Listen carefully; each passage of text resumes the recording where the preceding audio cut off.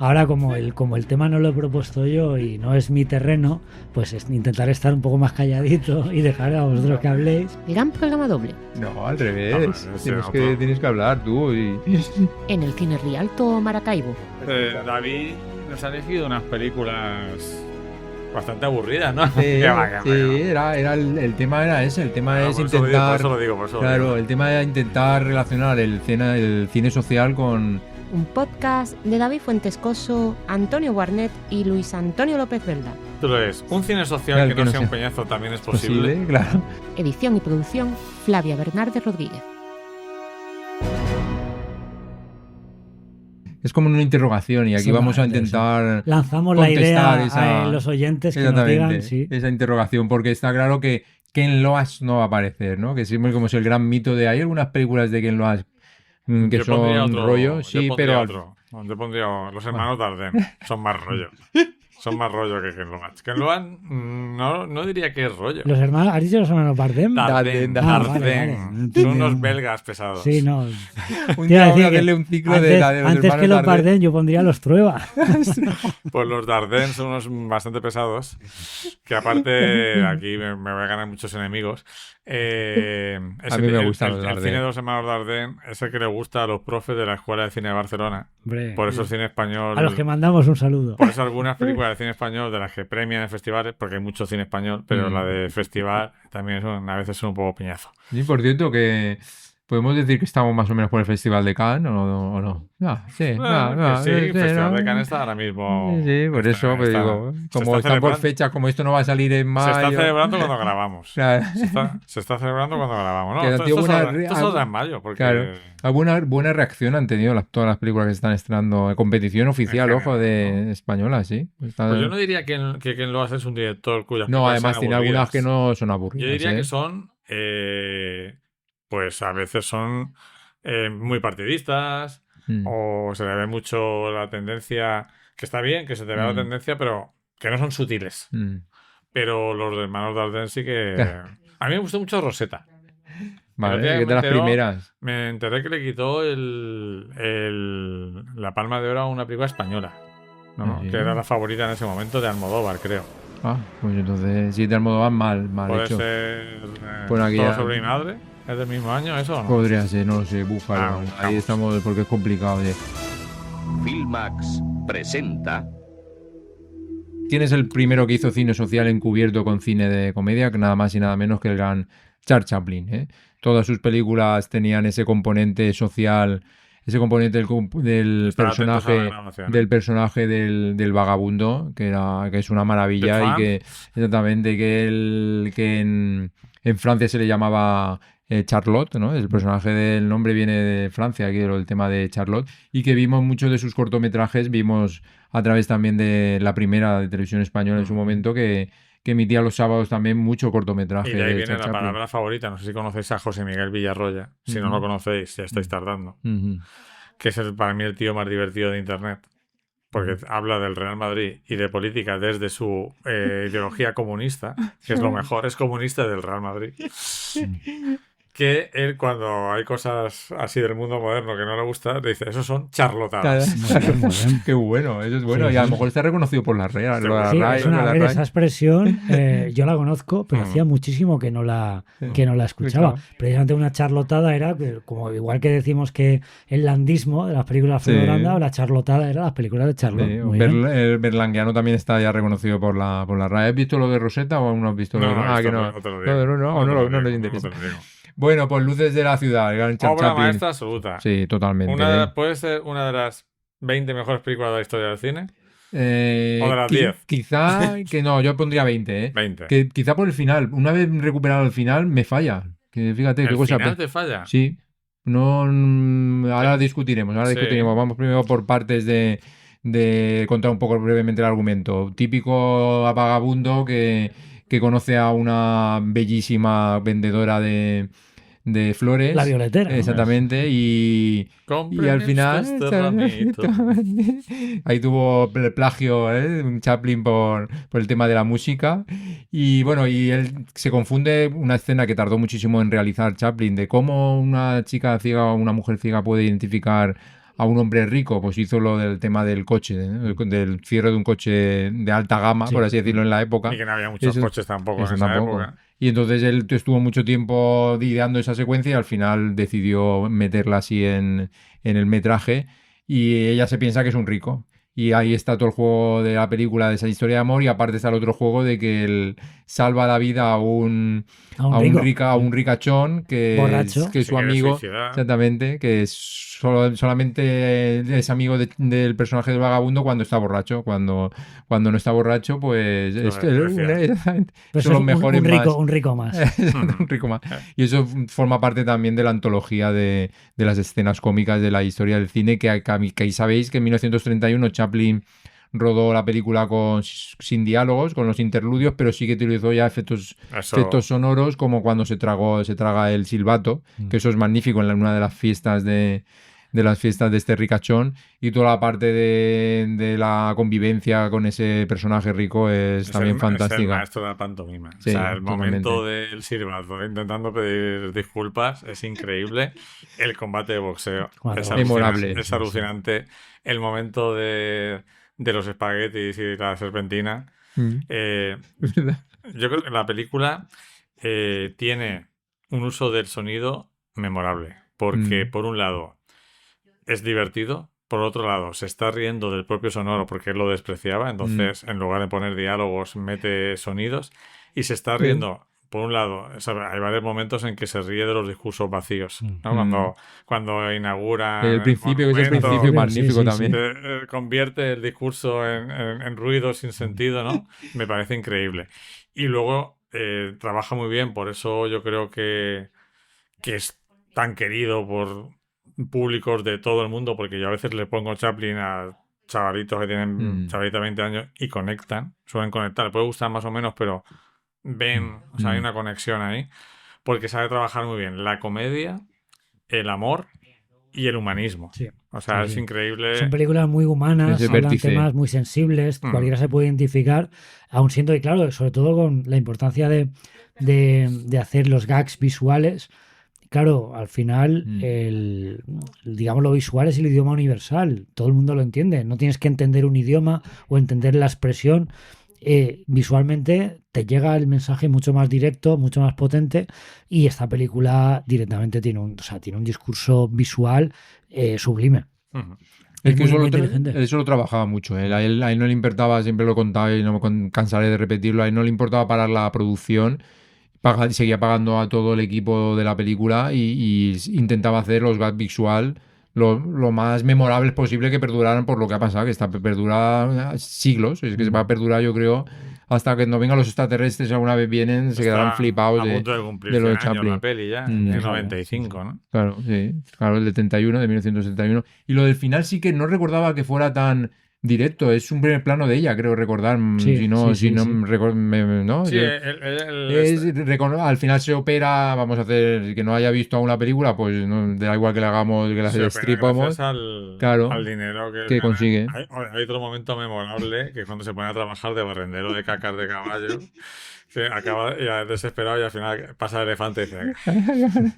O sea, es que es una obra maestra absoluta. Sí, es una tras de otra, porque es cierto, tiene una estructura, yo no la recordaba así, tiene una estructura episódica como de mini gags, que claro, que conforman una historia con... Pero siempre funcionaba así. Ese aspecto, quizá luego el gran dictador sí que tiene más progresión dramática, más clásica, una progresión dramática de cada personaje, pero las anteriores funcionan a través de la unión de los gags, pero que lo hace a través, como bien ha dicho, el vértice del amor, humanismo y comedia. Yo creo que si solo me dejaran ver una película de Chaplin, sería esta. Yo creo que la más, claro, es que ya aquí es como su cima de... ya dominaba tanto la perfección de su talento. Exactamente, el 10 absoluto o la matrícula de honor absoluta de todos los aspectos, tanto de realización como he dicho, del tiempo necesario para hacer un gag, y eso la convierte en una obra maestra, excepto por el final. Yo sigo diciendo que demasiado abrupto y no sé. Resulta abrupto, ¿no? Sí, demasiado. Él aparece en el escaparate, ella no lo reconoce al principio porque nunca lo... Claro. Se están riendo de él también por algo. Sí, porque dice, mira, me he buscado un admirador, sí. se ríe. Pero totalmente, y luego... Claro, cuando llega el momento en el que... no sé, a mí no me lo resultó, pero entiendo lo que quieres decir, ¿no? Cuando le toca y le reconoce por el tacto, porque sigue manteniendo esa capacidad. Sí, porque le da una moneda de, como diciendo, cómprate algo, ¿no? Sí. Como una limosna, ¿no? Sí. A mí me funciona, quizá no sea el mejor momento de la película, pero ahí no quiero olvidar un gag que siempre pongo en clase para explicar el montaje en plano, es decir, que es el montaje teatral, que es los que se mueven son la tramoya y los personajes. Es el momento en el que él está mirando el escaparate, se abre la trampilla, esta típica de película estadounidense donde se puede colar, se cae, que no se cae. Se cae, que no se cae, y luego tiene ese punto tan del personaje de gallito, ¿no? Porque lo ves muy pequeño y claro, la plataforma sube y aparece un tiarrón y hace su gesto de... ese maravilloso gesto de disculpa o sea, es que es... O sea, es un icono increíble, crea un icono en que tú lo has visto desde niño y entonces cada vez que ves ese gesto te recuerda, pues a mí me recuerda a mi abuela muriéndose de risa con Chaplin, a familiares que ya no están, a vecinos, porque Chaplin... Y en película, Adiós, la Forward de San Fan sale también, Chaplin sale en muchas películas. Presente en nuestra vida de siempre y yo la verdad es que es de esas películas que no te pones normalmente porque tienes muchas novedades para ver y tal, pero agradeces que pues esta oportunidad que nos ha dado David con este tráiler para disfrutar de una obra maestra que bueno, yo creo que al menos has elegido 2 obras maestras. Al menos has elegido 2 obras maestras. Podríamos decirle a Kineforum que intentar alguna vez poner una de Chaplin, a ver qué tal funcionaría. Sí, no creo que funcione nada peor que Rayman. Claro, por ejemplo. Entonces, no sé si queréis comentar algo más de la película. Por preguntar un poco, ¿cuál sería la parte de cine social? O sea, ¿qué crees tú que quiere contar? Claro, es interesante la pregunta de... Hombre, como siempre, el dichoso valor del dinero, ¿no? El poder... Está claro que ella necesita desde el principio de la película dejan muy claro que necesita una operación para ver si se puede recuperar la vista. Además enferma y no está trabajando. Claro, y yo creo que ese es el componente más social, y luego el personaje del vagabundo. Y la crítica luego al rico, ricos, claro, que no aprovecha. Por ahí va ya. Que película... te usan como pues una excursión a la pobreza. Exactamente, ¿no? Sí. Hay mucho de lucha de clases en esta película. El criado, fíjate que también el criado del rico es también primero que desprecia al personaje del vagabundo, como también hay otras escalas, ¿no? Sí. El rico, el criado y tú eres un vagabundo. Eso es muy interesante porque hay varias teorías sociológicas que hablan de los mandos intermedios, que son los peores. O sea, porque el criado, o sea, el rico realmente es que no le importa, pero para el criado es 2 cosas. Es lo que él podría ser si la cosa le va mal, y además él tiene ese componente aspiracional de superar esa situación. No solo ya no ser el vagabundo, sino si puede dejar de ser el criado. Entonces, claro, para eso tiene que despreciar a alguien. Tiene que situar por debajo de él, y eso explica todo lo que estamos viendo hoy cada vez que hay unas elecciones donde hay gente votando cosas absurdas. Entonces, ahí se ve en ese personaje. Creo que Chaplin es que... lo que ocurre con Chaplin es que es tan genial como cineasta y como humanista que es difícil separarlo de todo lo que sabemos de él como ser humano, ¿no? Sobre todo en su relación con las mujeres. Pero claro, aquí pues nos centramos un poco podemos tener un debate sobre ese tema, pero hablando, como decía Antonio, el tema de su compromiso social es ineludible. Él es uno de los primeros que hace una película avisando del peligro de Hitler. Claro. Y de los totalitarismos. Sí. O tiempos modernos, que sí que... Hombre, tiempos modernos sí que estaría más marcada en tema social por la crítica hacia la industrialización excesiva, hacia el número, al maquinismo, al exceso de trabajo, de horas de trabajo. Pero yo creo que es menos redonda. Tiempos modernos es menos... Siendo una obra maestra... Pero yo creo que hay más altibajos. Es una película que funciona muy bien la parte a lo mejor de la industria. Luego la historia de amor funciona bastante peor. La historia de amor en el tiempo moderno siento que que sí funciona también bien, pero funciona peor que aquí, que es más redondo. Pero bueno, y Chaplin siempre hacía más cine social, por eso lo ha metido. Está claro que no es de forma directa, como a lo mejor otras películas que vamos a comentar. No, pero está bien por eso, porque pensando que Chaplin es un poco la imagen del cine cómico por excelencia, claro, ese componente social, esas pullas que mete a las clases ricas, a la hipocresía de las distintas clases a la autoridad, sociales, siempre mete mucho, claro, también, representada por policías sí. o por... Es muy interesante por eso, porque te está colando mensajes un poco subversivos, un poco transgresores, en una comedia aparentemente amable y familiar, pero bueno, el tío te la suelta, claro. Y es interesante. Sí. El segundo tráiler es cine español, que debería venir más a nuestro programa, pero que viene de vez en cuando, que es Plácido. Que me imagino, David, que te encanta esa película. Sí, pero bueno, yo soy más del Verdugo, ¿eh? A mí me gusta mucho más. Me parece, dentro de los que son dos obras maestras, si hay que poner una por encima, me parece también más matrícula de honor el Verdugo que Plácido. Entiendo lo que dices. Sí. A mí me parece mejor película el Verdugo, pero a mí me gusta más Plácido. Claro, me gusta más Plácido porque conecto más con la propuesta. Claro, Hombre, es que Plácido... ¿Cómo puede hacer un tío como Luis García Berlanga una película con tan coral y que funcione tan a la perfección? Es que eso es la magia del cine también. Me he quedado alucinado. Ayer estábamos juntos en el cine, la proyección de Mad Max, y lo comentaba. Esta es una de las películas que he tachado de la lista de mis grandes pendientes. Yo había visto películas de Berlanga más modernas, no había visto Plácido, y me he quedado alucinado para la época que es. El dominio de los espacios, el dominio técnico, el ritmo totalmente acelerado de mover la cámara, planos secuencias, diálogos a 3 bandas a la vez y personajes entrando y saliendo de plano. O sea, me he quedado alucinado. El portento a nivel técnico y luego pues todo un poco el talento para coordinar tantas cosas a tantos niveles y que todas funcionen. Funciona como un tiro. Me he quedado impresionado. Claro. Entiendo, como decía, que sea tan famosa, entiendo la puntuación tan alta en las listas y esto es una obra maestra absoluta. Yo creo que solo lo puede hacer este tipo de películas. Bueno, ahora hay varios privilegiados, pero solo lo puede hacer una persona de la personalidad de Luis García Berlanga.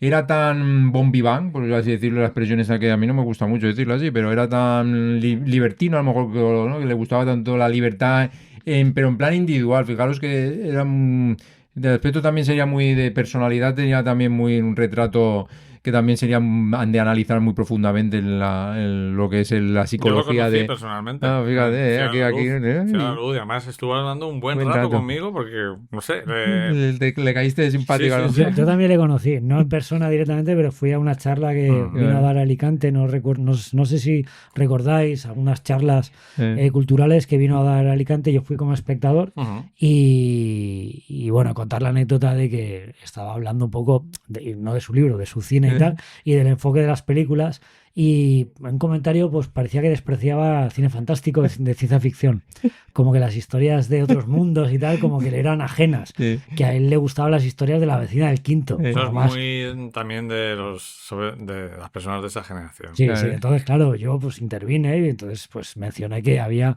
grandes películas de ciencia ficción y que la ciencia ficción servía para explorar pues grandes temas, muy social y tal. Y le puse el ejemplo de Blade Runner y entonces al final pues le dije que a lo mejor no hay vecinas del quinto en el planeta X, pero a lo mejor hay historias que también pueden servir y tal, como que no despreciar y tal. Y esa fue la anécdota de cómo interactué. Excluir nunca es bueno. Pero te contestó algo, se quedó en cada póker, se quedó callado. No, simplemente le pregunté de que por qué despreciaba el cine de ciencia ficción y me contestó eso, que no le interesaban las historias, que le interesaban historias más cercanas de la vecina del quinto. Ya está. Bueno, y tú hablaste de todo en particular. No, con él. Luego sí, no, porque claro, como fuimos con los estudiantes, pues él tenía mucho interés en ver qué pensaban los estudiantes, las nuevas generaciones. Entonces me estuvo preguntando bastantes cosas de qué les gustaba, qué cine veían, si veían cine español, si no veían cine español. Y la verdad es que era un personaje increíble. Como tú habías bien dicho, pues era un libre pensador, individualista, no se casaba con nada ni con nadie. Y... Como buen valenciano, ahora que no nos oiga ningún valenciano, de la comunidad valenciana, ¿no? Sí, no, al final todos tenemos un poquito de eso. Claro. Y cuando conoces a gente de otras latitudes de España, pues te lo hacen ver, ¿no? Lo bueno y lo malo que tenemos como pueblo, los que somos de la comunidad valenciana, ¿no? A mí hay dos cosas de la película que me llaman muchísimo la atención. Hay muchas, pero una de ellas es cómo puñetas esta película pasó la censura. Sí. Bueno, las cosas que cuenta sí. pero leyendo cinematográficas que él entregaba varios guiones, entonces mareaba mucho a la censura. En la charla contó que creo que para el verdugo, para poder colar el verdugo, la película, su primer guión empezaba: un sacerdote cruza la Gran Vía y entra en un prostíbulo. Para que los de la censura se quedaran con eso y colar el resto de mensajes. Eso por un lado. Luego, por supuesto, lo que ha dicho Antonio de ese manejo de cantidad de personajes hablando a la vez, moviéndose, y que tiene un poco que ver con que Berlanga, que lo dijo también en la charla, él odiaba el montaje. Claro. No le gustaba nada montar, entonces le gustaba planificar plano secuencia. Pero lo que más me llama la atención de la película, entre otras cosas, es que es como un cuadro del Bosco. Sí. O sea, que hay un horror vacui, es decir, o sea, la película va tan rápido y en cada plano hay tantas cosas que parece ¿dónde está Wall-E? Que no te da tiempo y dices, claro. La acabas de ver, la acabé de ver con nuestra productora y si no hubiera sido tarde, la hubiéramos vuelto a ver inmediatamente, porque es que tantas cosas, hay un momento en que están en una casa. El de la radio, por ejemplo, el momento del locutor de radio, hablando con uno, con otro, de radio, con esa voz del nodo maravillosa, que se está burlando de todo y de todos, pero hay un momento en que están unos personajes en una de las casas, en primer plano, mirando a través de una puerta a los que están en otra puerta al fondo, y dices, pero esto qué puta locura es. O sea... Y luego una cosa maravillosa que es que, claro, pone la cámara en un personaje, entra otro, la cámara salta de uno a otro y tal, entonces llega un momento en que llevas un rato y no sabes realmente qué ha pasado con el otro personaje. ¿Cuál es la historia principal? Y claro, y cambia otro, y Plácido un poco es el nexo de unión entre todas esas historias, por supuesto. Pero claro, tú a lo mejor quieres más del personaje que te han presentado y que ya ha salido y que ya no vuelves a saber más de él hasta dentro de 10 minutos. Pero claro, y luego vuelve y interconecta. Entonces, y al final lo que dices, o sea, forma un cuadro que todo encaja perfectamente y tienes una panorámica de unos personajes encantadores, algunos más, otros menos y tal. Pero que con un diálogo aquí... con un retrato de la época haciendo a través de la comedia, que eso es muy difícil. Claro, que con un diálogo aquí, una reacción allá... Sabes muchísimo de esas personas y a lo mejor ha dicho 3 frases en toda la película, pero como está interconectado, una historia que no le toca de cerca ayuda a dibujar ese personaje y bueno, es una maravilla. Y luego, que no lo habéis mencionado, el tema social que tiene esta película, que ahora te lo estamos dejando a ti, Antonio. El tema de ponga un pobre en la mesa. Que así como querían titularla, pero la censura le echó para atrás. Claro, dijo, ¿cómo va? Aquí en España no hay pobres, ¿cómo va a titular así? Entonces es como al principio la película dice, no, esto es una historia imaginaria, no tiene nada que ver. Y es una maravilla porque, claro, ahí te está haciendo el retrato social, está otra vez lucha de clases o diferencia de clases, te está mostrando la realidad social que había en España en la época, con estos ricos que pues se ponían la medallita porque en Navidad invitan a un pobre y ya habían hecho la buena obra del día. Y estos pobres, pues efectivamente, no tienen dónde caerse muertos, literalmente, y que, bueno, pues tenían que ir a la casa del rico como prácticamente monos de feria y hacer el paripé. Y Plácido por ahí en medio. Puedes tener un pobre o una vedette. Exactamente, sí. O las dos cosas. Y la subasta de tal, que hacen, bueno, una cosa como, claro, que te lo está poniendo en un... En la subasta hay un momento increíble que es ese que se quiere hacer el guay, diciendo, no, yo pujo aquí, pero pujará. Y la mujer diciéndole, cago en la puta. Claro, no sé qué, no pujes más, que al final justo se lo queda. Sí. Y es muy pues bueno. Este pobre no me gusta. Tal. Sí, claro, exactamente, ¿no? Este pobre, ¿no? Y nada, el contraste de, claro, hacerlo toda una especie como de comedia bufa con la realidad social como muy cruel, muy amarga y que no lo adorna en absoluto. O sea, es tremenda. O sea, por un lado, si alguna persona de otro país, como por ejemplo Melissa, nuestra amiga Melissa, que es de México, nos dijera, quiero ver una película que me explique cómo era España de aquel tiempo, y un poco también la España actual, Plácido. ¿De dónde venimos? Plácido es total, sí, porque están recreados un montón de estereotipos de España. Y estratos sociales. Exacto. Sí. Está recreada muchos aspectos que yo reconozco de mi infancia. Por un lado, la caridad, la compasión, la crueldad, el desprecio... El clasismo, el elitismo, sí. Porque el fanatismo religioso de que cómo se va a morir este pobre viviendo en pecado, van a buscar a la otra para que se case, que está con el Antonio Fernández. Sí. O sea, es que toda la película es alucinante, ¿no? A mí Casen me parece que está increíble. Casen, vamos a hacer la idea de que es como si, no sé cómo decirte, como si Dani Rovira o ahora no me sale el programa Broncano hiciera una película y pasaba la historia de España por esa película, pero Casen era famosísimo como cómico. Lo que pasa es que lo que ha quedado de la historia es Plácido, pero en su momento era increíble. A mí me flipan dos personajes, que es José López Vázquez, que es alguien que está intentando ayudarle toda la película, pero al mismo tiempo tiene un montón de presiones, la presión de hacer bien ese festival, la novia, la suegra... Sí, he comentado antes que la película refleja y muy acertadamente distintos estratos sociales.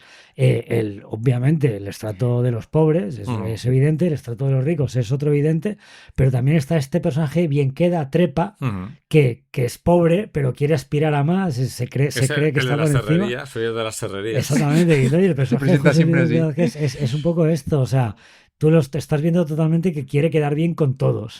Y al final, claro, está dando largas al pobre Plácido y se lo lleva y lo que quiere pagarle encima, quiere pagar a tiempo. Esa es otra. Por una persona que quiere pagar a tiempo y no le dejan pagar a tiempo. Notario, bueno, el personaje del notario también magnífico diciendo, pero si esto no tiene ningún pagador, lo podrían haber pagado. Pues ahora, a mí esta letra ya no me hace ilusión. Es que es magnífico. Y hay el otro personaje que me parece magnífico, es el del cuñado de Plácido. Interpretado por ese magnífico actor Manuel Alexandre, ¿no? Pues sí, claro, sí. La historia que tiene también en paralelo, sí. Todo ese punto con las cestas, esa mezcla, o sea, porque la película, yo creo, las grandes películas españolas, porque se habla mucho de que el gran pecado español es la envidia, y puede ser cierto, pero el segundo sería la mezquindad. Creo que somos un país muy mezquino. Yo he conocido personas de otros países quizás sean más frías, más crueles, pero no son tan mezquinas, tío. En España yo creo que se caracteriza mucho por la mezquindad. Claro, somos sangre caliente y es lo de hecho, esta película creo que solo podría hacerse en otra filmografía, que es la italiana. O sea, pero la mezquindad esa de que el otro rechaza la cesta porque dice que no quiere que nadie le compre y que el otro venga a pedir la cesta. Un poco la compasión que tienen con esta mujer que se ha quedado, la mujer está pobre también, que le regalan un chorizo, pero él se queda otro chorizo. O sea, es que es como ver también un cómic de Ibáñez, o sea, porque los detalles son continuos. Y lo que digo yo, la importancia de tener no solo ser tú el autor, sino dejarte ayudar por... Aquí está 4 guionistas, y eso se nota. Claro, tú necesitas para una historia tan potente. Ahora dice Almodóvar que quiere encontrar a alguien para escribir, así que si queréis escribirle un currículum, pues sí, dice que, hombre, se ha dado cuenta, es que es lo normal, dice... Me estoy agotando, no te tenías que haber dado cuenta antes que necesitas a un co-guionista. Co-guionista. Primero, lo que más me gusta de Almodóvar es cuando habla, las cosas que dice cuando habla. Lo segundo es como venderse a sí mismo, me parece que es el mejor. Tercero, director. Y cuarto, guionista. Exacto. Aunque su última película me gusta que se ríe un poco de sus debilidades como guionista. Sí. En algunos momentos. Sí. Bueno, una obra maestra absoluta. No, Antonio, obra maestra. Te alegras de haberla me alegro muchísimo. O sea, 81 minutos, Y encima eso. Sí. Y va como un tiro. O sea, es que es como... ¿Rodada en Manresa? ¿Puede ser? Sí, exacto, en una población catalana. No lo digo de forma despectiva. Y a lo mejor algo Girona, pero yo creo más en Manresa. Iba a decir que no lo digo de forma despectiva, pero es como un sketch que, o sea, claro, funciona como un tiro porque es que empieza una broma y acaba la broma y has visto una película de 80 minutos con su principio, nudo y desenlace, pero que no deja de ser como una escena de enredo alargada y por en medio te han metido así un poco que no te has enterado un retrato social de la época espectacular. O sea que ya digo, una grata sorpresa. Agradecido que la hayáis puesto encima de la mesa, la he podido recuperar y la tacho de la lista como una de las imprescindibles de la historia del cine. Eso y mundial. 2 obras maestras, ya bajamos un poco un escalón. Pero bueno, es interesante la unión que voy a hacer los lunes al sol con el cine de Chaplin y el cine de Berlanga. Yo creo que bebe mucho de estos dos cines. El Fernando León de Aranoa, que es mejor, en este caso es mejor guionista que director, y se ve venir claramente en esta película porque le faltaría tomas más potente que siempre, como siempre hemos dicho, es como muy televisiva, está rodado como tengo a un gran actor como Javier Bardem y el reparto aquí también es fabuloso, elegido toda esta gente que ahora si queréis repasamos, está Luis Tosar también, están fantásticos. La realización es como muy plana, muy muy anodina. No utiliza los planos de fíjate, las rías esos barcos que utiliza para pasar de ría, ¿no? De localidad a localidad, no lo sabe aprovechar bien. Es una lástima. No sé si sabéis del enganchón Hister que tuvieron Sorogoyen y Oliver Lasse en Santander. Sí. No me he enterado. Festival de Santander es un festival de cortometrajes, pero que hace retrospectivas y homenajes. Invitó. ¿Pero hace cuándo? ¿Eso fue hace poco? Pues el año pasado. Ya cuando ya se había estrenado Sirat, ¿no? Sirat y demás. Creo que invitan a Sorogoyen como retrospectiva, como homenaje, y a Lasse para unas conferencias. Entonces, Lasse, no creo que nuestra amiga Rada se enfade, Oliver Lasse, se entera de que Sorogoyen ha dicho que Sirat no es para tanto. Y entonces, en un karaoke, coinciden los dos, y Lasse como que se encara con él y dice: ¿me he enterado de esto? ¿Cómo puedes decir esto? Entonces le dice que sus películas sí que no son para tanto, ¿no? Las de Sorogoyen. Y le dice: porque tú eres un realizador y yo soy un cineasta. Eso es Lasse, ¿no? Yo tengo un mundo propio. Tú pones historias en imágenes. Yo soy un artista. Qué maravilla. Tú eres un realizador. Y quizás Fernando León de Aranoa también sea un realizador. Más que un cineasta. Claro, sí, puede ser. Pero Almodóvar es un cineasta. Claro, más un guionista. Yo creo que es más un guionista, fíjate, porque... Pero que bueno, que aquí luego tiene algunas tomas que son interesantes, pero aquí lo que funciona... El guión de Princesas deja mucho que desear, ¿eh? También. Para mi gusto, sí. No lo recuerdo del todo bien, pero puede ser. Hombre, luego todo guionista también puede tener su obra menor. A mí me gusta la que hizo esta con Benicio del Toro. Y Tim Robbins, está bien. Un día, algo de un día, perfecto, ¿no? Un día perfecto. Esa película estaba chula. Sí, está bien. Incluso bien realizada. Sí. Pero y aquí es eso, la potencia radica en unir esa humanidad que tiene Chaplin, ese amor por la vida. Esta película tiene esa humanidad y ese amor por la vida, que a pesar de todos los palos laborales y sociales que te da la vida, puedes salir adelante relativamente. Claro, aquí lo que también es que los personajes se autoparodian. Eso también es muy difícil tanto mostrar en el cine como mostrar personajes reales que se autoparodien, como pasaba también en este caso uno con el cine de Plácido, que no deja de ser una parodia, como habéis dicho, cómica casi, pero es tan real que luego lo identificas con pura realidad. Y en este caso igual, son personajes tan reales que aunque se autoparodien y hagan cierto humor de todas esas penalidades que están pasando por el cierre de fábricas que eran muy importantes en ciertas localidades y que evidentemente hunden, ¿no?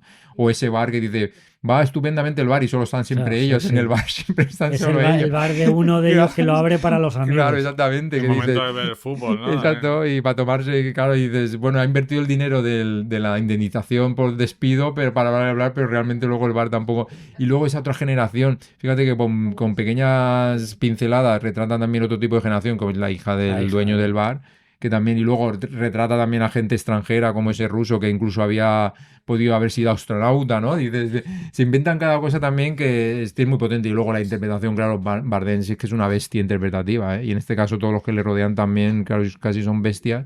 Y la función de la película, por eso es casi sobresaliente, es una película que a mí me apasiona a nivel de historia, lo que dice, lo que cuenta, no cómo lo cuenta, que eso ya sería otra forma de afrontar el reto de realización en este caso. He leído por ahí, un poco leyendo sobre la película, actualmente algunos críticos o personajes que la han visto y que exponen su opinión en internet, que vista hoy en día resulta algo machista. ¿Cómo lo veis? Sí, el personaje de que es lo más flojo, el personaje de a lo mejor de la mujer de Luis Tosar. Y luego, evidentemente... Que un poco descubrimos aquí a Luis Tosar un poco, ¿no? O lo sí. hemos descubierto de antes, ¿no? No, es una de las mis primeras... ojos fue anterior. Te doy mis ojos, creo que es anterior, ¿no? Sí, Entonces, y ahí fue. Ahora lo vemos, ahora lo vemos. O posterior ahora lo puede vemos. ser, no, lo tengo que mirar. Sí, míralo Esta porque... es de 2002, ¿no? Sí. De Te doy todas mis ojos formas, es posterior, creo. este enfoque machista, yo creo que no es... O sea, la película no es que sea machista. No, lo que pasa es que retrata a hombres que sí lo son. Exactamente. O sea, eso sería el... Ellos han lanzado ahí el ellos guante. son muy machistas, sobre todo... Hay un juego con la hija del... Claro, que al principio parece que están de coña, pero luego no están de broma, claro. Entonces bastante turbio. Y luego la relación que tiene la mujer que está aguantando ahí en la fábrica, van al banco, el otro pierde los papeles y tal. Sí.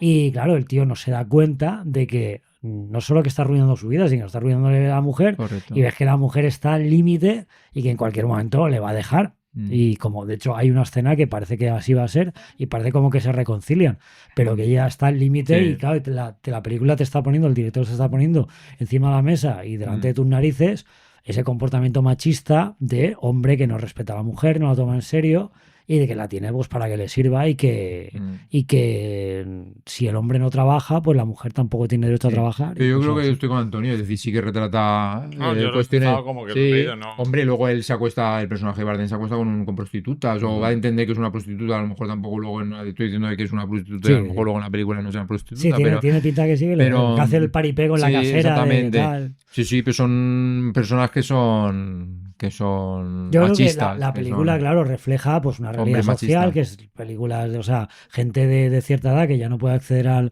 mercado laboral y están totalmente pues perdidos y son hombres un poco, no quiero decir miserables, pero que están en la miseria, están un poco perdidos y claro, te retrata un poco pues el nivel de bajeza moral a los que más o menos se ven abocados.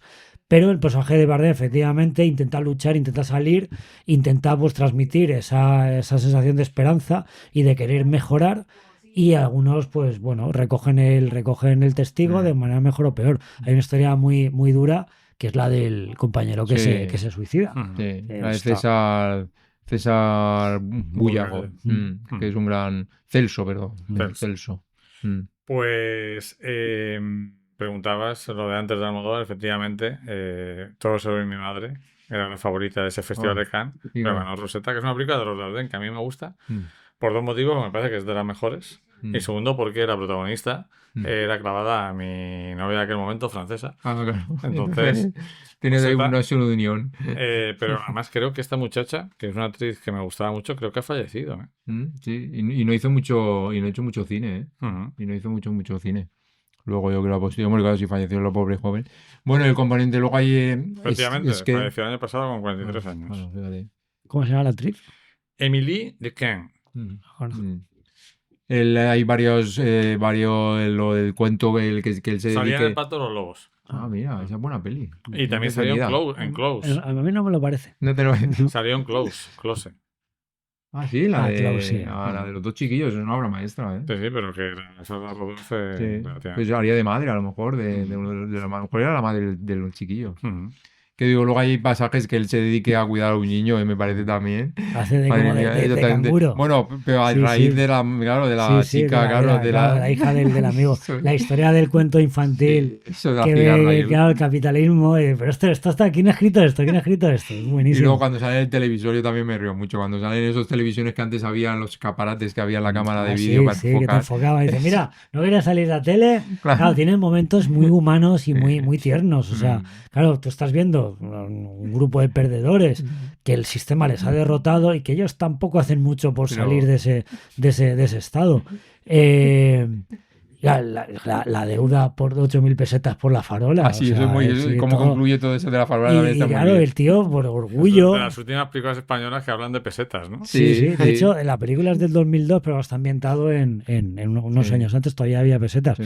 Pero claro, la escena de la tele es muy bonita porque es como un momento como muy humano, como muy real es auténtico, ¿no? O sea, como que no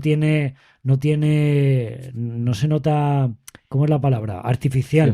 Sí. sea, no está abusando del drama, no está haciéndote drama lacrimógeno fácil, sino que son personajes totalmente creíbles y pues llegar a empatizar con ellos tanto en los momentos buenos como en los momentos malos. Y eso me parece muy, muy, muy interesante. Y muy difícil de hacer, lo que te he dicho. Sí.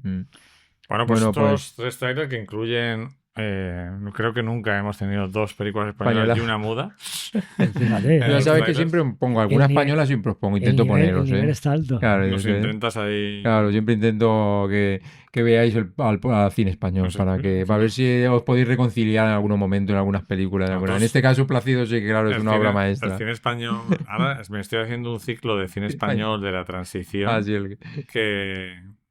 porque tengo acceso a Flixolé.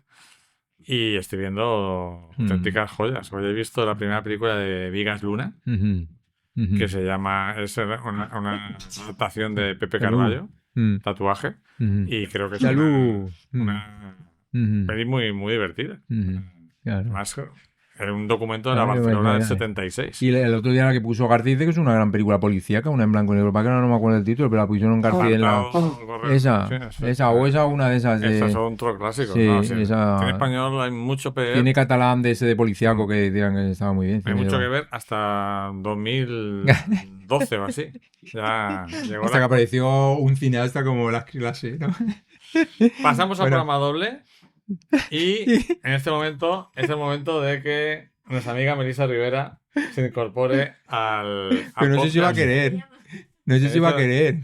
A lo mejor no quiere. Melissa, si estás despierta y todavía está despierta. Si estás despierta, porque vamos a hablar en Tierra de Hombres. Esto se ha roto ya. Bueno, incluso la producción. Por ahí? Ya me pongo aquí.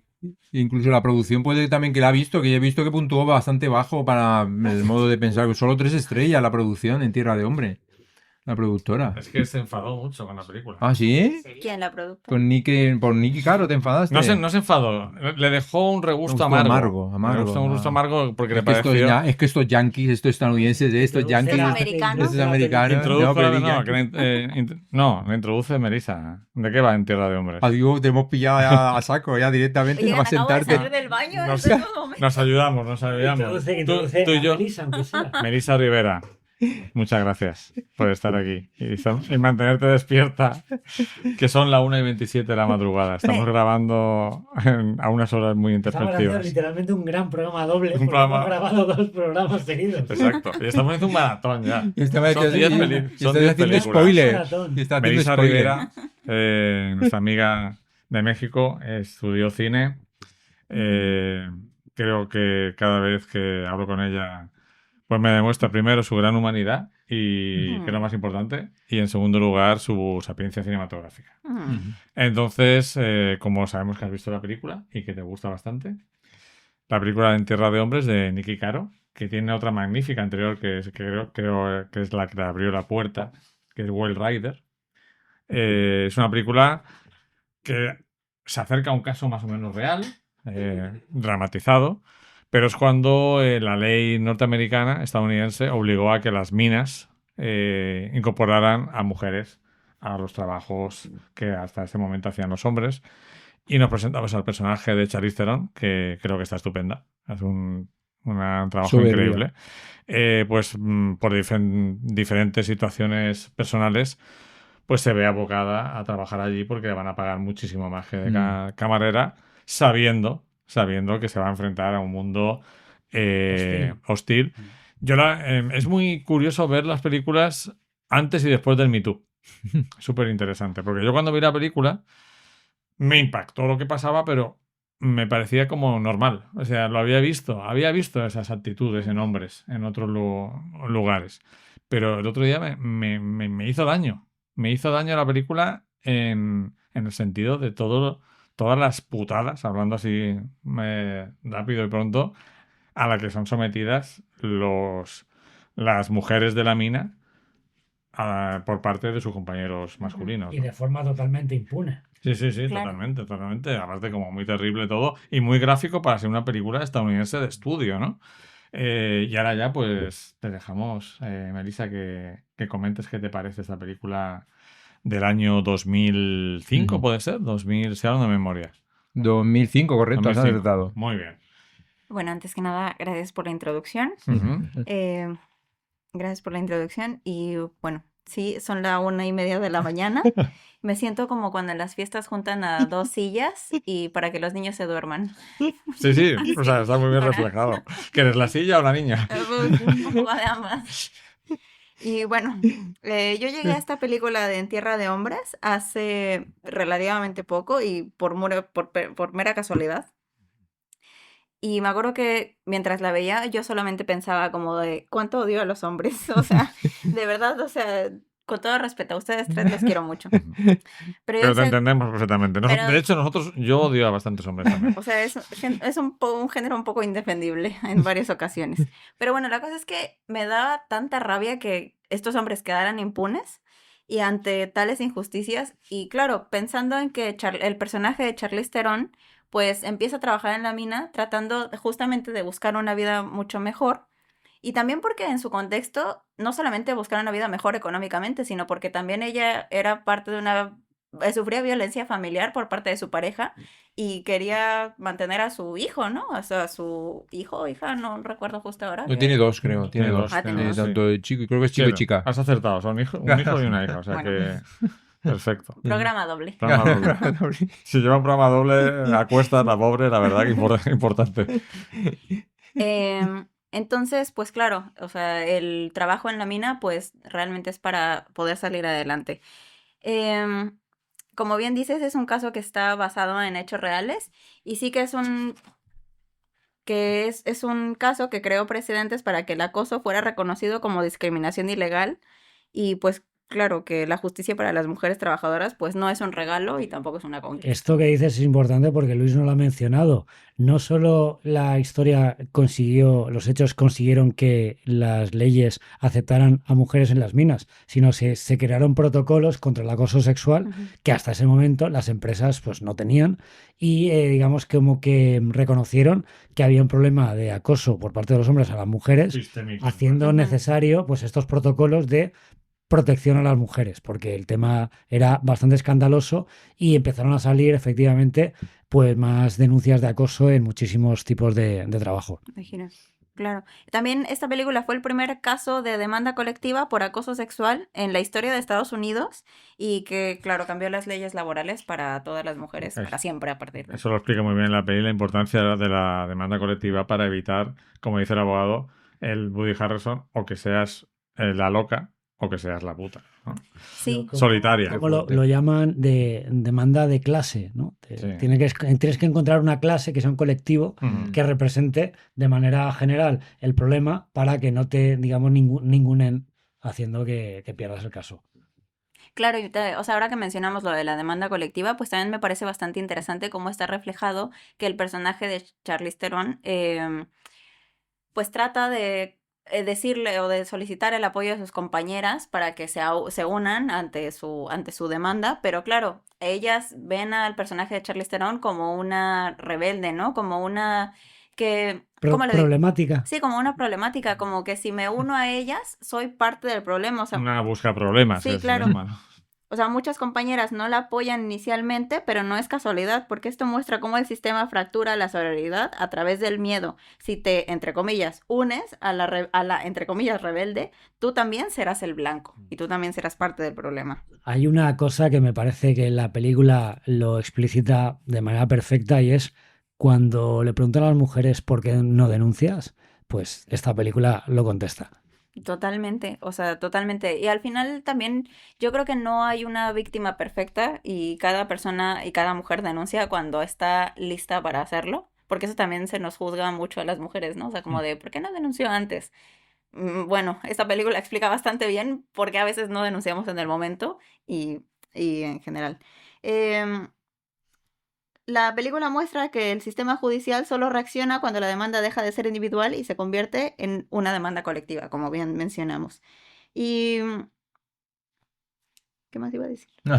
Es que tengo aquí mis notas en desorden. Sí, no. Claro. La progresión dramática de la película sí que me parece también que es de forma notable, lo consigue de forma notable. A pesar de ese muy momento, interesante para mí también el momento en el que Charlize Theron, que es una persona que no ha tenido oportunidad ni de formarse ni de relacionarse más allá de su círculo, cree que ese dueño de las minas que la saluda en el restaurante porque la ve una chica mona y le dice cuando tengas un problema ven a verme, se lo cree de verdad.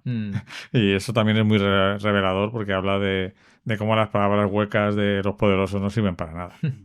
Eso es terrible, esa secuencia. Y luego a posterior, luego de la reunión que se hace rodeado, que eso también es muy potente, esa imagen, ¿no? Todo hombres y la pobre ahí que está a punto de ser totalmente muy golpeada, golpeada en plan simbólico y dice, no, para tirarla del trabajo. Vamos a hacerlo así, pero de la manera menos traumática. Sí. Normalmente te daríamos 15 días, pero te vas a ir mañana. O sea, directamente la están despidiendo por luchar por sus derechos. Claro, o sea, es importante también decir que el acoso que sufre Josie, el personaje de Charlize Theron, y sus compañeros de trabajo, pues no es un deseo sexual descontrolado, es una violencia política. Y que las mineras constantemente le dicen a las mujeres, los mineros constantemente le dicen a las mujeres que este no es tu sitio y que los hombres de la mina no acosan a las mujeres porque las estén deseando, sino pues para que se vayan, porque claro, las mujeres ahí no son bienvenidas, ¿no? Y es interesante también ver que la empresa no solo ignora las quejas, sino que pues castiga a las mujeres como tal. Y esto ilustra cómo la estructura patriarcal y capitalista pues se retroalimentan. Las mujeres son vistas como un problema de recursos humanos o como una distracción y no como un sujeto que tiene derechos. Efectivamente. Además, en la película también se ve mucho el personaje de Frances McDormand, ¿no? La progresión de ese personaje por lo que va pasando, todos los problemas que va pasando a lo largo de la película. Y como bien dice Melissa, lo más interesante de la película, una de las cosas más interesantes, es que el acoso sexual ni siquiera es por un deseo sexual, que es reprobable. Claro. Pero como que tiene como... Es lo primero que viene a la cabeza. Pues es una mujer muy atractiva, pues... No. De hecho, el acoso en ningún momento tiene casi en ningún momento tiene ese componente de agresión sexual por deseo, sino porque quieren destruirlas y echarlas de su espacio, ¿no? Por eso es como mucho... Es más terrible todavía, ¿no? O sea, consigue la película mostrar esa situación en un mundo que aunque es muy ajeno a nosotros por el ambiente del norte de Minnesota, al mismo tiempo es muy cercano. Hemos vivido situaciones así y las hemos visto, aunque el entorno sea diferente. Y además la película está muy bien, para mí está muy bien ambientada en la época en la que se desarrolla. Y la fotografía de Chris Menges, el gran Chris Menges, el director, por ejemplo, de fotografía de La Misión, o de Los Gritos del Silencio, creo que también me parece. No sé si la productora quiere aportar porque la película le dejó un poco así... Que tuvimos, la película acabó a la 1 y nos acostamos a las 2:15 hablando de ella. ¿Sí? ¿En serio? Sí, produjo mucho debate, David. No me acordaba mucho de ella, pero ya cuando habéis ido hablando, pues me he ido acordando. Porque no me gustó. No, bueno, pero le has puesto tres Te gustó, pero no te gustó tanto como podría gustarte, por ejemplo, Norma Rae. Por supuesto. Es que a ver, la película está muy bien y evidentemente pues habla de un hecho histórico que me parece importante que se haya hecho una película sobre ello, ¿no? Y además en 2005, que todavía no estábamos como en la onda feminista, ¿no? Que ocurrió luego en 2017. Entonces, bueno, por eso es importante y necesaria esta película, por supuesto que sí. Pero lo que pasa que a mí la sensación o el sabor de boca que me dejó es como que el capitalismo quiere siempre tener peleados a los pobres.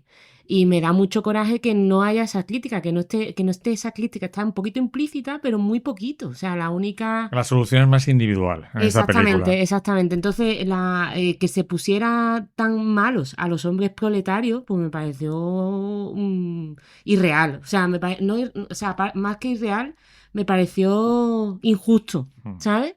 Y yo qué sé, por eso te digo que tratamientos como el de Norma Rae, donde sí que la lucha colectiva de mujeres y hombres es mucho más fraternal y sonoridad, con más sonoridad entre ellos, que aquí me faltó esa parte proletaria, me faltó esa parte anticapitalista, la verdad. Me pareció injusto incluso las reuniones de los comités de sindicatos, cómo se comportan incluso con ella, ¿no? Que parece que nada más que la respetan a Frances McDormand, pero al resto de sus compañeras no. Entonces... no, si tú no criticas tanto su realismo, porque puede ser que en ese caso real fuera así, pero es un poco el punto de vista de la película, lo que tú estás cuestionando, porque más o menos te está diciendo que al final la solución es más individual, porque ella recibe la indemnización y puede tener su vida, y parece que los más malos de todos son los hombres proletarios, cuando los más malos de todos son los hombres de arriba. Claro, que eso es lo primero, además, que pusieron a las mujeres a entrar simplemente porque se le obligaba la ley de derechos sociales. Incluso tendrían exenciones fiscales a lo mejor para incentivar que entraran mujeres y todo esto. Por supuestísimo, vamos, o sea... Entonces creo que era interesante ese apunte porque es una película que creo que está abierta a varias interpretaciones. O sea, es la típica película que hay cosas que están muy bien y otras cosas que son más cuestionables a nivel de el punto de vista de la película. O sea, cómo ve el mundo el que ha escrito la película, sobre todo, porque creo que es una cuestión más de guión que de dirección. Sí. Y el guionista sí que es un hombre. No, pues son hombre y mujer. Hay un hombre y una mujer. Mientras que la directora sí que es Niki Caro, que creo que toda la fuerza de la película tiene más que ver con la dirección de Niki Caro que con el guión. Me gusta mucho más la dirección de ella que el libreto. El guión, sí, aquí vienen 3 personas, pero una será la que escribió como la biografía o especie de ficción, ¿no? La novela ficcionada sobre el personaje de Charlize Theron. Comparto lo que dice la jefa productora. En el aspecto sobre todo porque está detrás de ti y te puede dar una colleja. En el aspecto de que quedan reflejados esos 4 personajes. Y luego lo más contundente es lo que dices tú, esa reunión que tienen, sí que casi parece que ahí está toda la empresa, o todos los trabajadores o las trabajadoras y las trabajadoras, ¿no? Las personas que trabajan. Pero ahí una vez que habla el padre, sí que ya hay más división entre... Bueno, sí, claro, del padre. Claro, habla el padre, que es el que cambia, el personaje que más cambia. Y... está muy bien porque cambia cuando ya la mujer le abandona. Claro, y cuando no tiene cena, y cuando no tiene cena, la cena correspondiente cambia cuando no tiene la cena ni el desayuno correspondiente. Es con una siempre maravillosa Sissy Spacek. Claro, nuestra querida Carrie. Exactamente, magnífica. Entonces sí que hay más división, a lo mejor en esa escena global sí que hay más división de personajes. Pero bien, es una gran película. Está muy bien y yo creo que además esta noche ha salido mucho por sobrevolando las películas el Flechas, ¿no? Sí, es verdad. Es el personaje que está aquí. Sí, es verdad. El anterior programa. Sí. Quizás el personaje que está peor dibujado porque de repente en el juicio cambia. Hay un momento dado que en décimas de segundos cambia. Puede ser, bueno, pero tiene ese punto que refleja. A ver, yo creo esta película tiene como 2 películas en uno y uno es el retrato efectivamente de Charlize Theron, el personaje que intenta abrirse paso en un mundo dominado por hombres, y luego la película tiene un plot twist hacia el cine de juicios.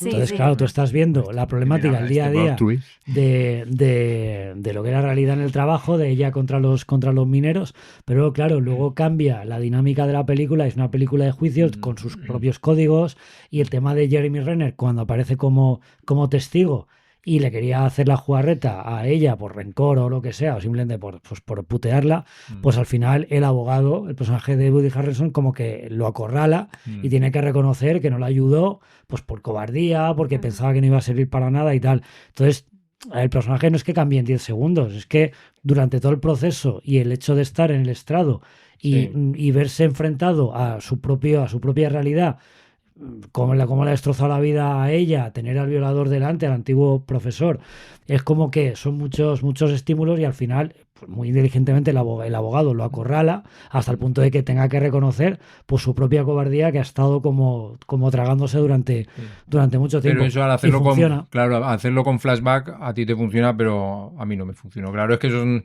perspectivas distintas de... Claro, lo que dices tú, explicando lo que da muy bien, lo has explicado muy bien, pero luego no. Es que a David, en los flashbacks y la voz en off no le va mucho. No me va mucho. Encima la película empieza así, también con un flashback. Claro. ¿Quieres añadir algo más, Marisa? Sí, justo retomando el tema del padre, yo también creo que es fundamental para la historia, porque el arco del padre de Josie pues tiene un cambio necesario en la masculinidad, de la vergüenza y el silencio cómplice a levantarse en la asamblea para defender la dignidad de su hija. O sea, esa escena a mí me parece brutal, de decir como, o sea, de ese cambio de conciencia de verdaderamente esto está mal. Y ni mi hija, bueno, claro, siempre es más fácil hacer un cambio de conciencia cuando es alguien cercano a ti, ¿no? Pero la pregunta es, ¿cambia porque es su hija o cambia porque se da cuenta de que está mal? O cambia por las dos cosas. Yo creo que está muy bien reflejado el punto este de que tanto se habla cuando un hombre le grita a una mujer puta y alguien le dice tienes mujer e hijas. ¿No? Entonces ahí ese es el punto, ¿no? Pero yo creo que es un cambio que está bien creado por el hecho de que lo hace cuando se ve en la mierda. En la mierda, abandonado, sin mujer, sin todo lo que él daba por hecho, se le desmorona, ¿no? Entonces, como que... A la nueva realidad. Claro, y que de repente se da cuenta de que ya no... O sea, de que ya no es una cuestión de la unión de los hombres, sino que están atacando a su hija, que al final es su hija, ¿no? Y representa un poco lo que para eso son las mujeres también, ¿no? Es interesante ese aspecto. Sí, y también me parece muy importante hacer un apunte de que yo también coincido en que son como dos películas en una, porque claro, ahora hemos hablado mucho de cómo es la vida de Charlize Theron y Frances McDormand y todas las mujeres en la mina, pero realmente en paralelo se desarrolla el tema del juicio. Y también me parece muy fuerte que justo el pasado de Josie, del personaje de Charlize Theron, pues es como utilizado en su contra, ¿no? O sea, para invalidar su denuncia, porque en la lógica patriarcal, si una mujer no es pura, pierde el derecho a exigir respeto. Se le está juzgando a ella, en lugar de juzgar a los que abusan de ella, se la está juzgando a ella. Eso se juzga a la víctima y aparte desde el principio de la película ya vemos esa frase de ¿con cuántos hombres se ha acostado? Y ¿no sabe usted quién es el padre de su hijo? Es una dinámica que se repite con los ataques a las mujeres, de cuestionarlas, juzgarlas, y lo que dice Melissa o sea, tienes que ser una buena víctima para merecer un poco respeto, merecer credibilidad. Si eres díscola, si eres promiscua, no estás hablando en serio y no te mereces a lo mejor tener derechos. Claro, es que al final siempre se trata de usar el pasado de las mujeres para evidenciarlas de por qué no debemos ayudarlas. O sea, platicaba de esto con David en alguna vez, por ejemplo, como en Anatomía de una caída, donde se le pregunta ¿cierto? Donde se le pregunta al personaje de Sandra Hüller, o sea, si fue bisexual, si con fuerte, ¿no? o sea, como por una cuestión de desprestigiarla actualmente y de justificar como de, bueno, pero... A través de la sexualidad. A través de su sexualidad. Y en esta película, pues de otra forma, pero es casi lo mismo. Y al final, pues, recordemos que el patriarcado no tiene bases lógicas.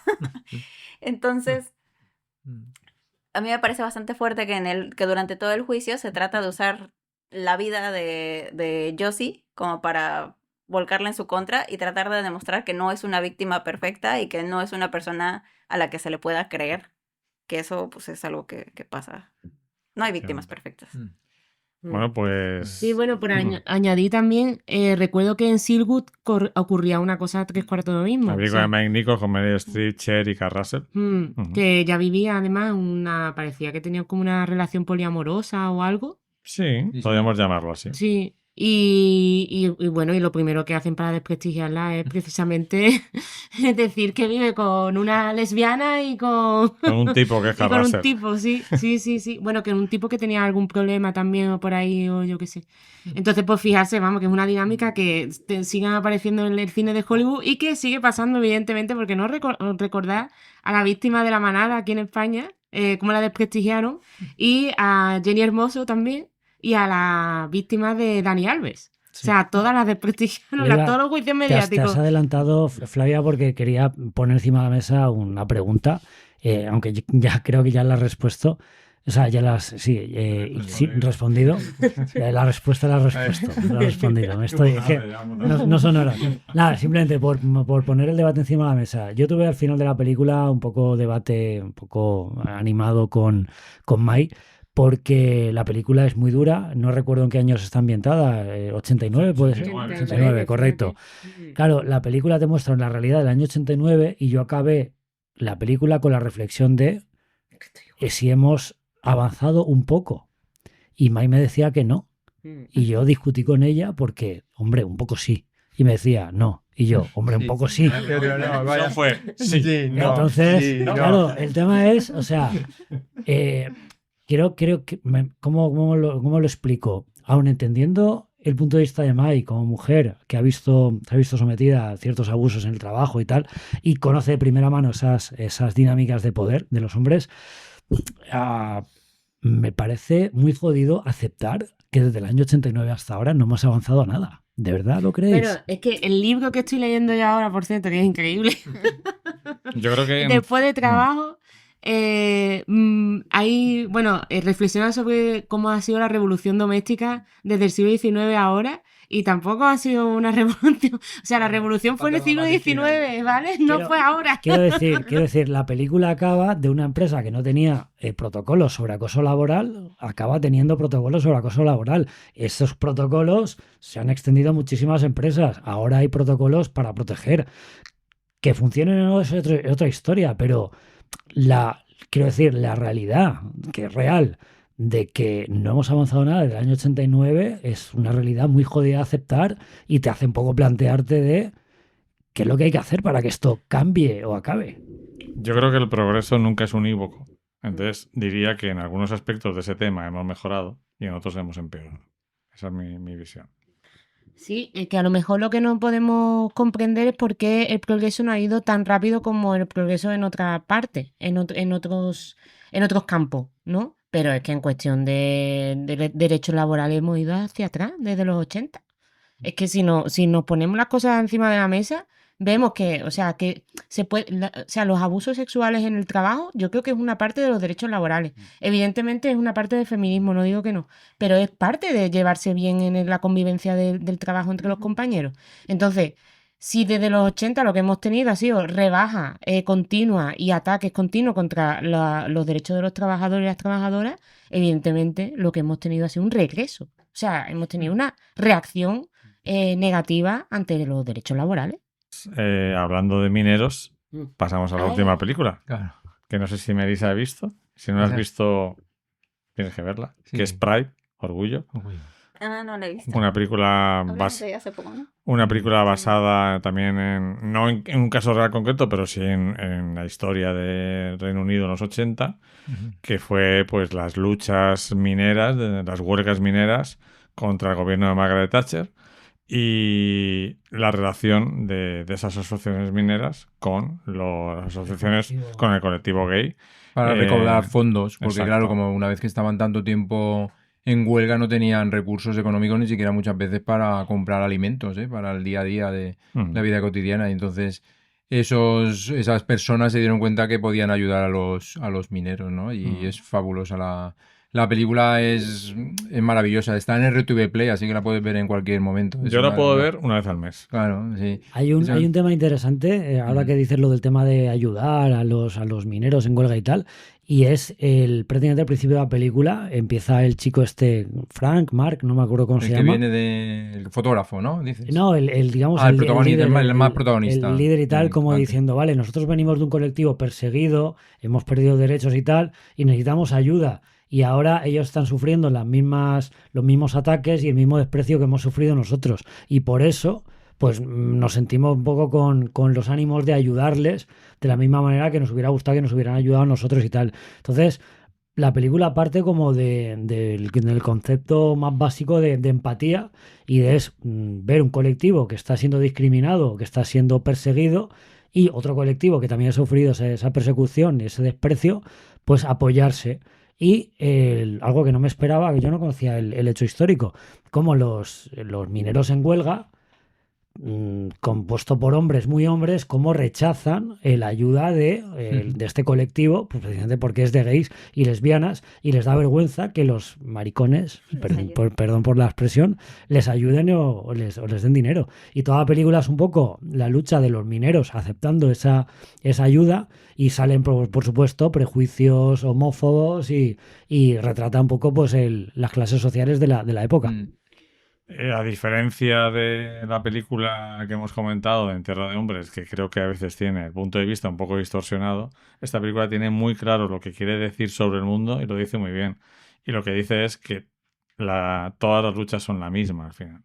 Que no puedes separar la lucha de los colectivos gays, lesbianas, etcétera, y demás, de la lucha de clases, porque al final siempre es una lucha de los poderosos y los discriminados, que son muchas veces las mujeres, los homosexuales, las personas de etnias que no son la blanca, y todo al final no se puede separar. Y creo que es un mensaje muy potente porque ha habido parte del colectivo que se ha olvidado de eso, se ha aburguesado, y la película lo tiene clarísimo. Está todo el rato diciendo no hay muchas luchas, la lucha es la misma, toda es la misma lucha, que es la de los miserables, los discriminados, los pobres, los apartados, contra los poderosos.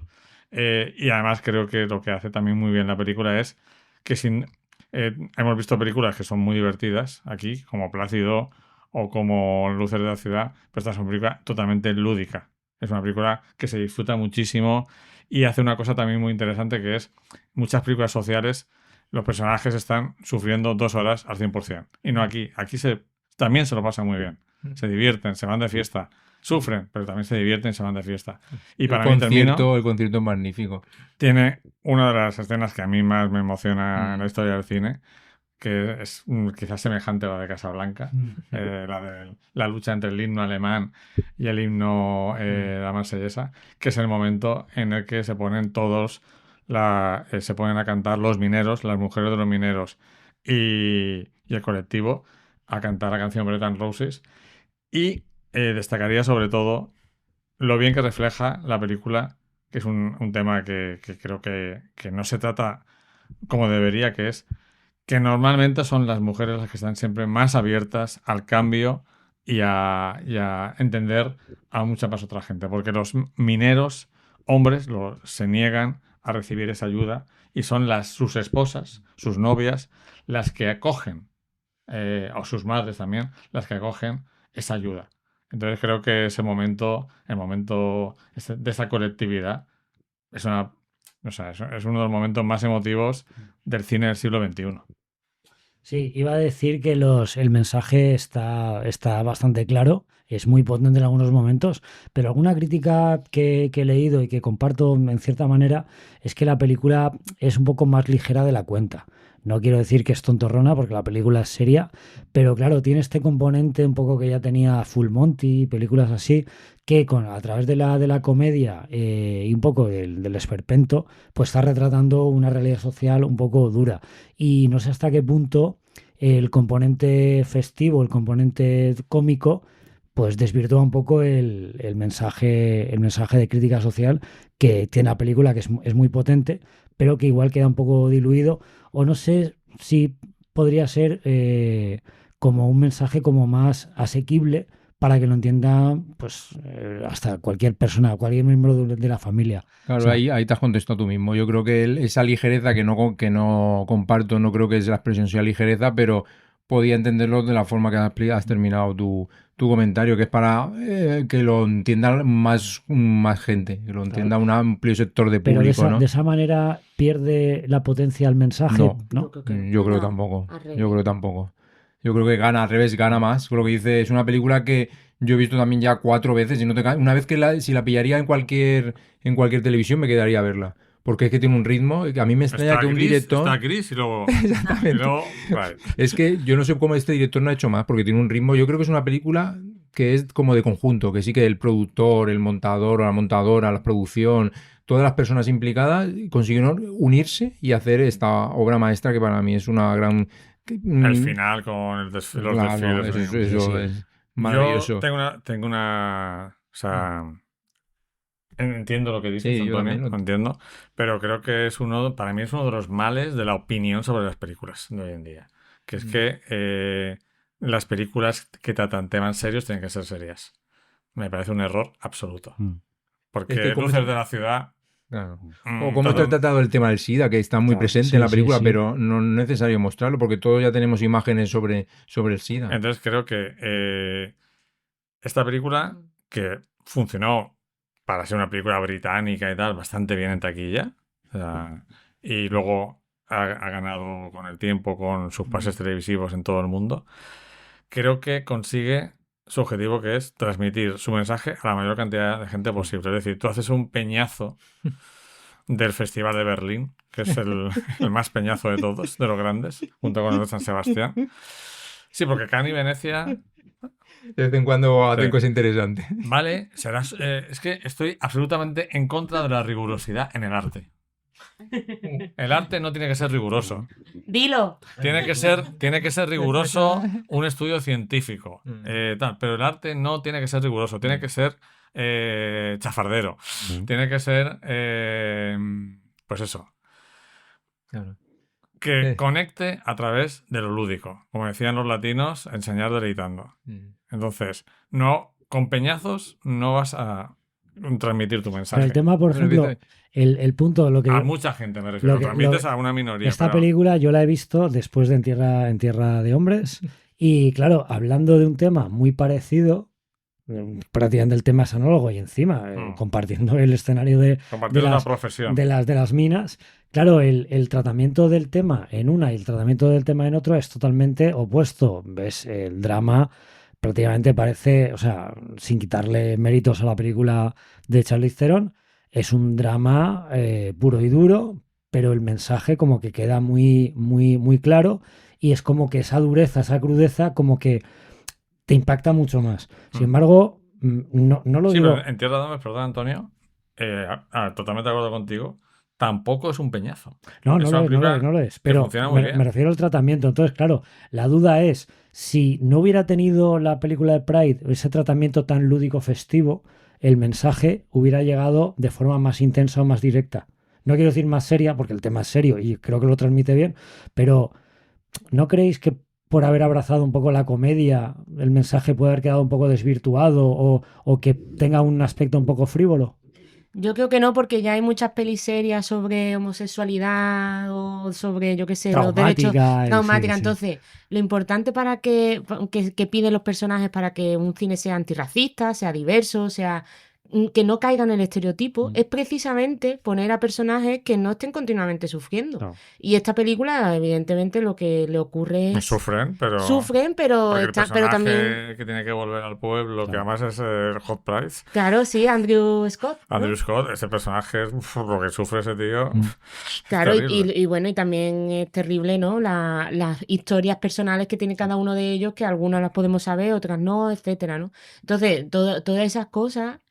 lo que te demuestra es que los personajes no solamente son su condición es su sufrimiento, no, pues también podemos ver el entusiasmo del protagonista, en los entusiastas que son las mujeres de los mineros y el trabajo que le costó convencer a sus maridos de que por favor se abrieran. Pues es que la vida es alegría y es también tristeza y muchas veces las dos se juntan muchísimo. Y a mí me gustaría que hubiéramos más películas pues como esta, que tuvimos un caso en España que fue el de Te estoy amando locamente, que me parece también una peli que junta muy bien esas dos trayectorias y además que te hablan de una parte muy desconocida en la transición española como fue los movimientos de LGTBIQ+, en el sur, ¿no? Además en Sevilla, ambientada en Sevilla, y como la Iglesia Católica, parte de la Iglesia Católica también estaba con ellos, ¿no? Entonces, cuando se juntan películas donde no solamente un colectivo lucha, sino que un colectivo lucha y se junta con otro, además sufren, además ríen, además le persigue a la policía y además le pasan muchísimas cosas porque hay... fiesta en la discoteca, cuando las señoras llegan a la discoteca de Londres, eso es maravilloso, ¿no? Bueno, es que todos esos momentos, o sea, yo no me puedo imaginar un momento de la señora llegando a la discoteca de Londres que sea sin reírte. Pues claro, o sea, están sufriendo muchísimo porque me imagino que también la huelga de profesores que llevamos casi 2 semanas ya con ella estarán sufriendo muchísimo. Pero hoy hemos visto una compañera tuya la más de contenta cuando nos hemos encontrado después de la manifestación. Sí, porque sabía que la lucha está siendo muy complicada, pero también yo la he visto con el subidón de la colectividad. Exactamente, es que es eso. O sea, yo le critico a Tierra de Hombre porque yo creo que todas esas cosas que le pasan son todas tragiquísimas. Y yo me imagino que en algún momento se reirían y se yo qué sé, pues dirían cosas o tendrían algún momento cómplice con sus compañeras. No me lo puedo creer, que además son compañeras que las conocen y saben, son de su mismo pueblo, ¿cómo no puede ser que no tuvieran algún tipo de complicidad? Sí, ¿no? correcto. Aparte, Sí, aquí podíamos, perdona Luis, sí, no te iba a decir, claro, que a lo mejor estamos, ahí está la respuesta. Una película americana hablando del drama, con un juicio, con sus códigos de peli de juicios y tal, y una peli británica con su retrato social de una época y tal, a lo mejor, claro, la diferencia cultural, la diferencia de los países es la forma de abordar el tema y a lo mejor ahí está, o sea, la película de Tierra de Hombres tiene que ser así, pues una película americana que con una actriz muy intensa que ha estado nominada a los Oscar y que ha ganado Oscar, y a lo mejor el enfoque del director inglés quiere hacer una película pues con otro tono más, no ligero en plan superficial, sino utilizar otros códigos más costumbristas, más de cine más popular, y bueno, ahí está la respuesta. Sí, no, aparte, Melissa fue testigo de la charla de Diego Salgado y Elisa McCausland, que podemos estar de acuerdo o no con ellos, porque tienen un corpus crítico enorme, pero en este caso fue Diego, dijo una cosa que a mí me encantó, que dijo, no quiero ver una película más de una inmigrante de Sudamérica limpiando casas en España, porque eso hace que se conviertan en un estereotipo y no en personas, porque esas personas soñarán, tendrán sus sueños, se reirán con sus amigas, y si eso no aparece en las películas, estás reduciéndola a un estereotipo. Sí. Entonces, necesito ver películas de mujeres que emigran a Europa y hacen todas esas cosas. Limpian casas, sueñan, se enamoran. Y se van de marcha. Sí, que Se van de marcha, tienen un imaginario, no solo una sola cosa. Entonces creo que lo dio en el clavo. Entonces por eso creo que Pride acierta en ese sentido.